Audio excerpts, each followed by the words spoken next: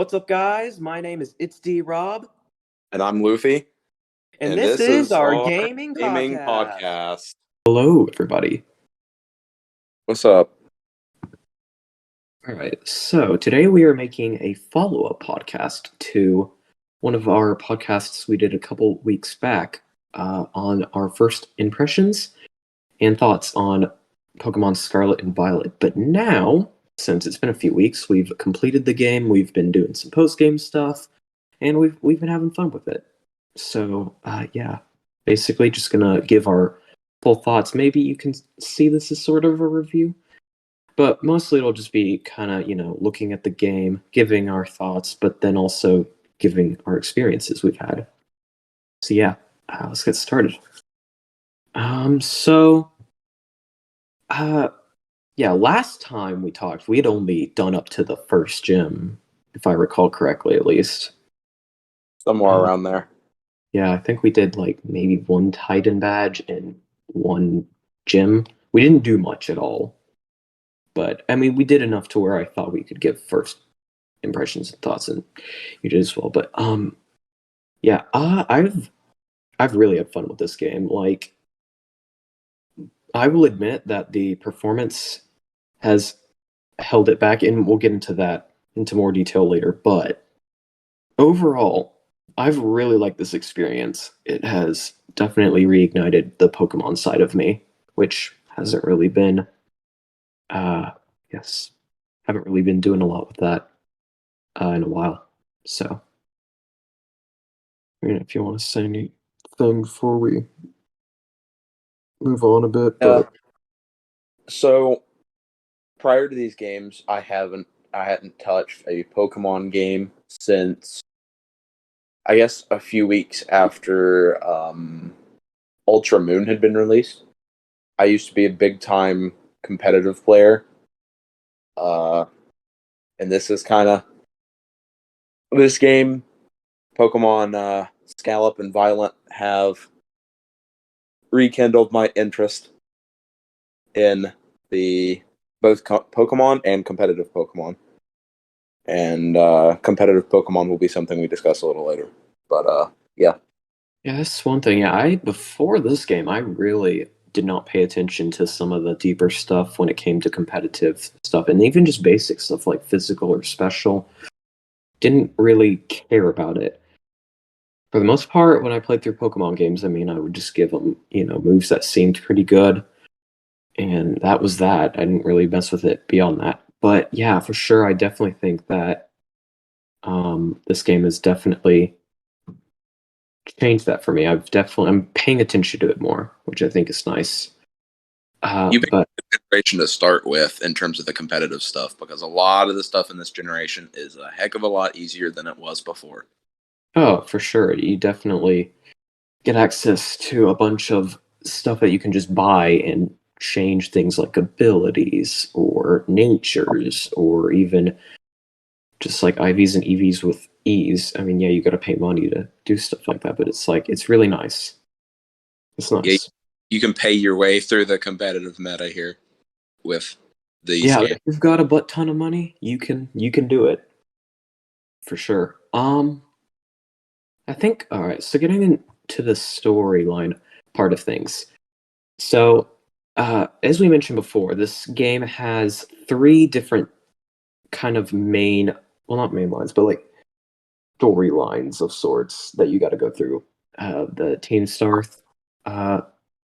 path, the Victory Road path, which is the gyms, and then the Titan path. And overall, I feel like each one was actually pretty good. Each one had an interesting story. Well, I guess maybe Victory Road didn't necessarily have a story, but it's classic Pokemon, so it offers that. But the other 2 had some very interesting story beats going for it. I don't know about what you thought, but I found it interesting. I feel like the characters in this game were I feel like a lot of these characters are pretty good, especially compared to some of the older. I know there were some good characters in the older games, but like in this game, I feel like there were multiple really good characters here that I thought were enjoyable. Yep. You've got Arvin and his backstory with his Mavistiff. You've got Clavel. You've got Pneumonia for the gym path. Pneumonia. Yeah, pneumonia. Oh, Lord. Yeah. That was our nickname for Nemona Yes. while playing the games. Yeah. Yeah, I think a lot of people called her that. We can't be alone in that, surely. Surely. I mean, yeah, after all, the name fits her. She was a degenerative rival. Got even easier as the game went on. Oh. But yeah, overall, the three paths had interesting things to offer story-wise, but then also, the battles were not bad either. Like some of the Team Star leaders actually put up a bit of a challenge. Now, of course, we did overlevel for a couple of them, so that was a shame. But and then I'd say Victory Road at the gym. Honestly, if I'm being honest, I feel like most of the gyms, if not all of them, weren't that hard. They The gyms were too easy. they range from very easy to, kind of maybe a bit of a challenge, but still, it was like, eh. Now the Titan Pokemon were interesting. Again, some of them really easy, and then, there might have been one or two that were on the harder side. They weren't, pushovers, I would say. They actually provide a little bit of a challenge. I do feel like that overall this game was definitely, it was easy, honestly. There were not many times I felt like I was challenged, honestly. Like, there were things throughout the game that, felt a little bit challenging. I remember we were fighting trainers early on, and there was one that I had a really hard time with. So, The there's trainer absolutely clapped you. Yes, I know.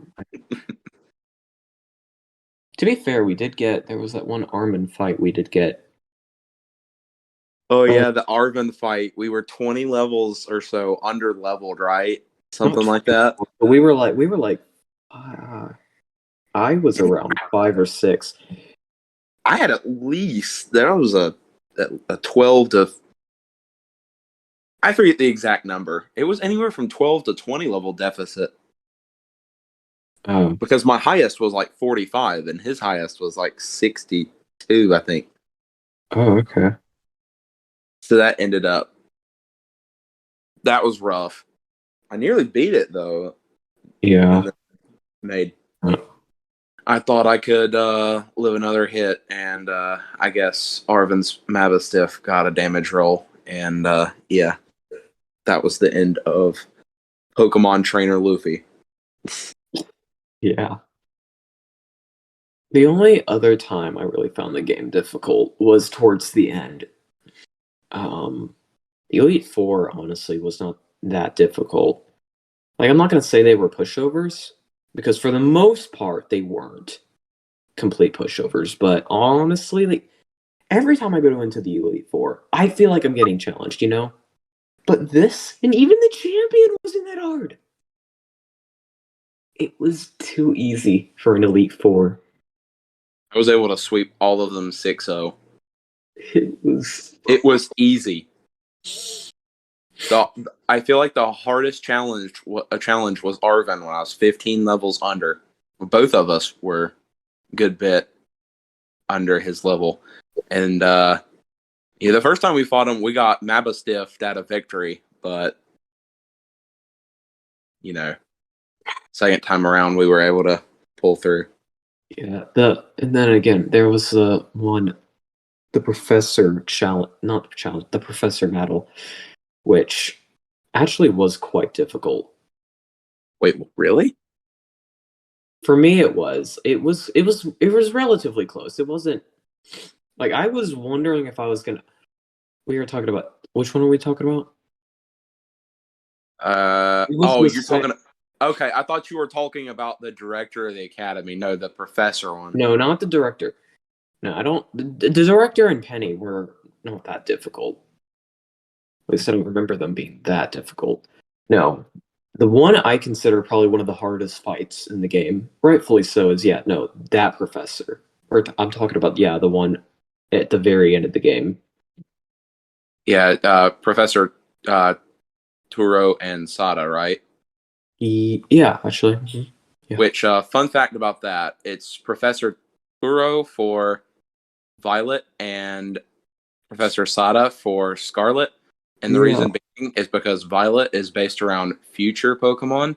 And in Spanish, the word for future is futuro.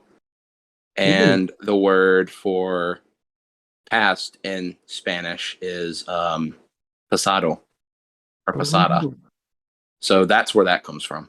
okay. And I found that pretty interesting. That is interesting.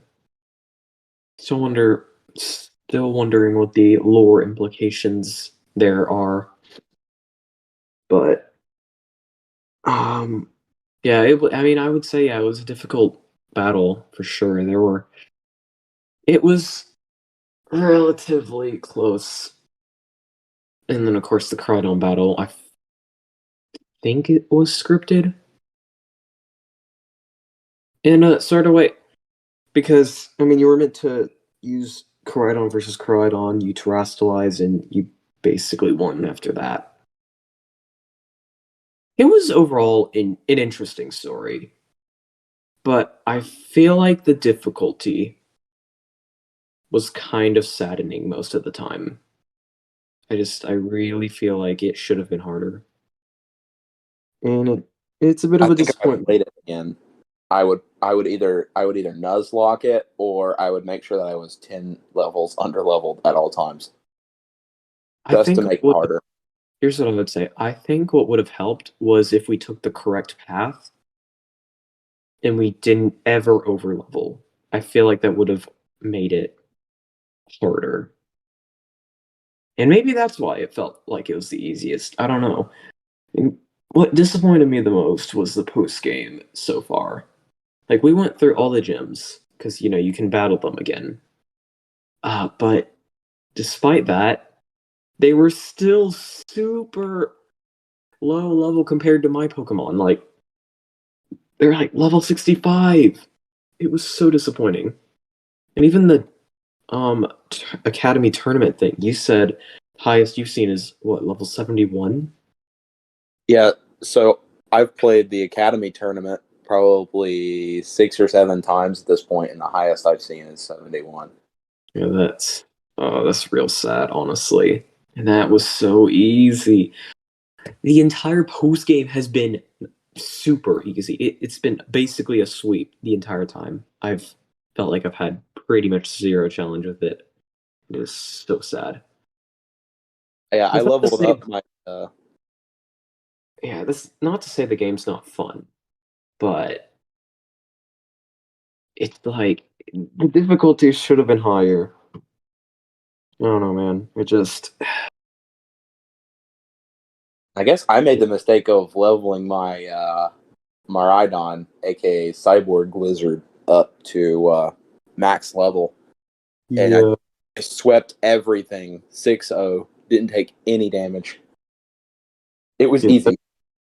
That's absurd, honestly. Hey, Cyborg Lizard for the win. It do be good. I'll say that much.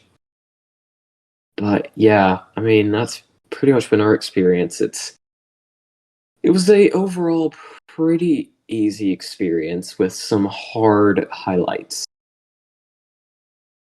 So I'll say, yeah, it was so fun.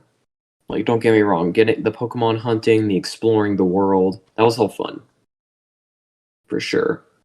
So, don't think we're trying to, say the game's bad because of that. It's not. It's just, I do think it could have been harder. And again, maybe I'll get Pokemon Violet at some point and go through the game trying to go on a proper path. see how that goes. Maybe it'll go better in terms of difficulty. But anyway, let's see. I mean, let's see, experience-wise, the stuff we've been doing. You want to say what you've been doing first? Sure. So, post game, I've been doing a lot of terror raids. Mostly 5-star. Just recently unlocked the 6-star raids. Mainly just trying to use those raids to fill up the decks with some. Fill up the decks while also trying to get some competitively viable Pokemon, because a lot of the terror raid Pokemon have good good IVs. Yeah, So that saves bottle caps. Yep. And besides that, I haven't really been doing too much. I dipped my toes in shiny hunting a little bit. Didn't really do too much with it. Alright. But yeah, that's pretty much been my post game. Yeah. Oh, and then grinding money. But Right. yeah. Yeah, I've been looking more into the competitive scene because it's been interesting to me, and how easy it is to get competitively built Pokemon. I've been trying to do stuff like that, and yeah, I started doing some ranked battles. I've gotten my butt kicked most of the time, but hey, so far I've done 4 battles, and I did get 1 win out of those 4, so yay. Yeah. So I've been doing shiny hunting as well. I did manage to get a shiny Magikarp, evolved it into Gyarados, so we'll see where that goes. Maybe I'll use it, maybe I won't. Still nice to get a shiny nonetheless. I've also been doing some Terra raids. Currently trying to unlock 6-star like you have. So hopefully I'm getting close with that. And yeah, I mean, that's about the extent of mine as well, I'd say. I mean, sometimes I'll explore the world and do stuff. I did actually have been doing a bit of Dex completion. I haven't done it very recently, but I did have been working on it a bit not that long ago. So I do think at some point I want to try and seriously dive in there and try to complete it, because I think the rewards will be worth it. Hopefully. Like the shiny charm. Yes, I would love to get that because it's going to make already great, already easy methods to get shinies even easier. Yeah, I think the shiny charm plus the Masuda method, it leaves your chances of a shiny at, I think, 1 out of 400 or 400 something, and that's astronomically low compared to some of the other chances. The normal chance, I believe, is 1 in 4,000 something. Yeah, it's like 4,096, I believe. And with the mass outbreaks, when you're doing those and you kill 60 of the Pokemon, it cuts that down to 1/4. So like I don't know, 1 in 1,024. Still not the best odds, but still pretty good odds, I would say, compared to usual. Sure. So yeah, that's probably the only reason I was even able to get a shiny Magikarp, but hey, still managed to get that. So I'm happy about that. But anyway, let's not get too caught up in that. I do think, yeah, we should probably follow up on the performance issues because we've had more time to deal with those. So I don't know. Do you want to talk about it first, or should I? Yeah, we'll go into the performance issues, and then I'd like to backtrack on some competitive stuff again. Okay, that sounds good. All right, so performance issues. I'm going to be very real and very blunt here. Yes, they exist. No, they are not game breaking, at least from my experience. I've Yeah, heard I'd that. agree for the most part. Yeah. Well, no, not for the most part. Yeah. Yes. I guess it depends on what you define as game breaking. I've had overall in the game, what I've experienced is lag. There's obviously the different models that have frame rate drops, and there are some minor glitches I've experienced. Like sometimes, you know, I've had the occasional thing where Crydon will literally be like soaring down, but he's already on the ground, so it just is stuck in there, and then it takes the game like several seconds before it tries to reposition me and fix that. But yeah, I will say, yeah, they're present. I still don't think it was a good idea to release the game like this. I think they definitely should have given themselves more time. And I know there are factors like the merchandise that obviously play into effect the release date of these games, but just. And admittedly, yeah, the graphics, like the models, some of the models, mainly the overworld stuff, like the mountains, yeah, they don't look that great. But that's hardly an actual quote unquote issue with with like how the game plays. Yeah, it doesn't look very good, but it's like I care about performance more. I don't know about you. Yeah, it's more of I care about both pretty much equally, I'd say. But with the performance thing, I personally played in handheld mode the entire time. Yes, I played in handheld mode and then around post game, or maybe a bit before that, I don't remember exactly, but I've been playing docked more often. And I don't know, maybe that's why I've had a bit more lag Yes, with. because I heard that handheld mode has less issues. However, I've also heard that for some reason Pokemon Scarlet has less issues than Pokemon Violet. So That I would don't know. be. Okay. I don't know why. That's just something I've been hearing on in the community Discord, Reddit. All right. Well, yeah.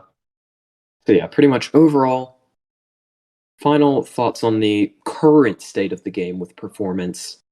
Definitely not great performance. It has issues. They're present, and for some people, yeah, it'll be jarring. We've gotten used to them, and the game is still enjoyable. Um, I feel like it rarely impacts the actual enjoyment for me. So, I mean, yeah, that's my final thoughts on it, at least. Yeah, I mean, in my opinion, the issues are there. And from my experience, they've been relatively minor.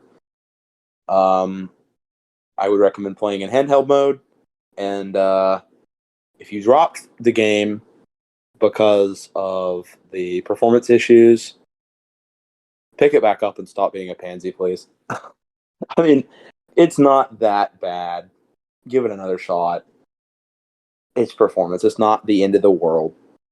To be fair, some people have experienced worse than others. I feel like we've definitely gone more on the luckier side because I've heard some people have had issues where it crashes, but admittedly, yeah, some people are overreacting over it for sure.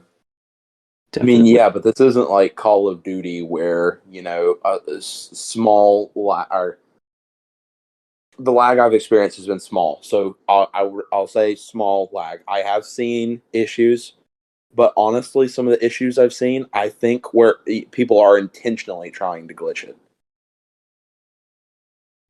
Like for example, there's the one clip where you player goes to get on their ride-on Pokemon, and their player goes huge and looks all wonky.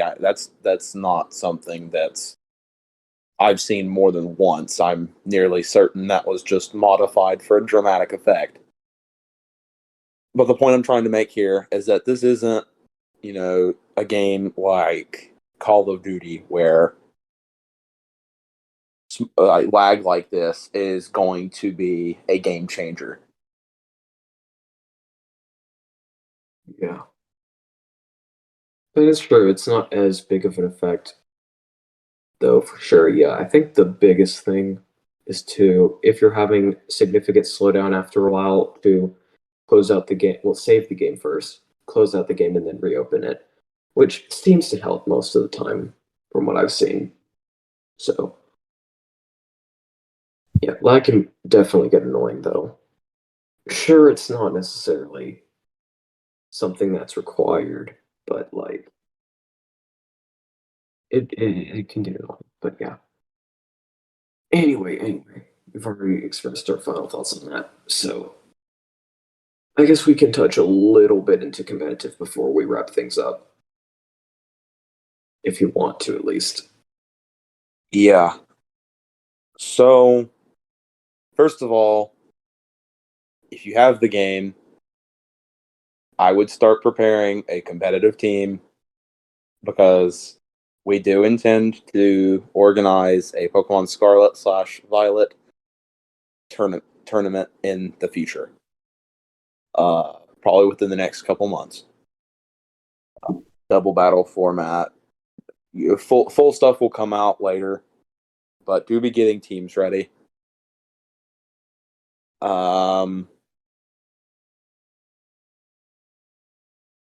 Yeah. Okay, yeah. So there's that, and if you do enter, my normal Terra type Dragonite with extreme speed would like to know your location.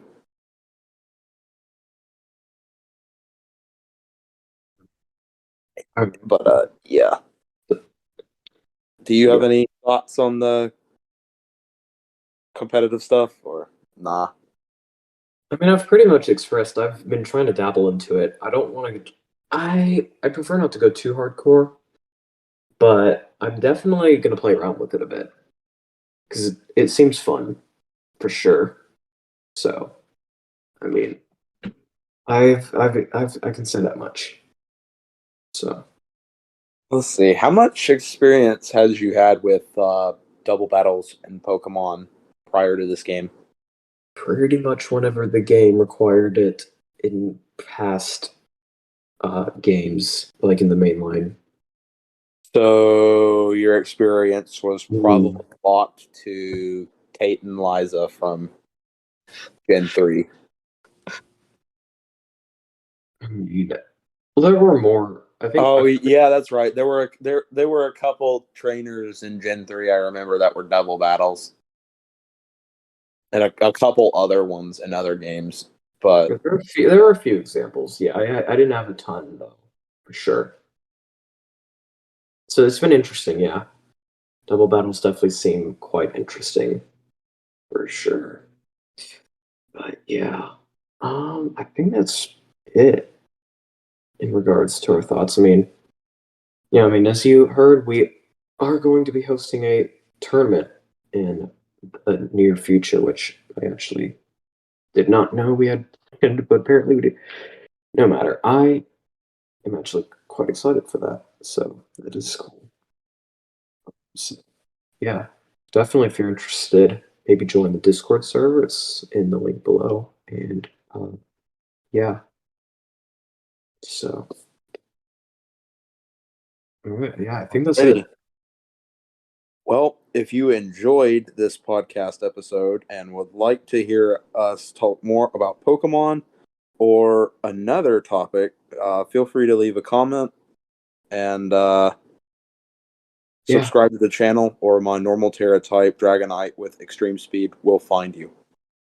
Yep, and if you did not see our previous podcast on our first impressions and thoughts of the game, and maybe you're interested in it, make sure to check that out as well. I think you'll enjoy it if you enjoyed this one. So, all right, well, that is going to do it for this week's podcast. So, we will see you guys next week. See ya. See ya.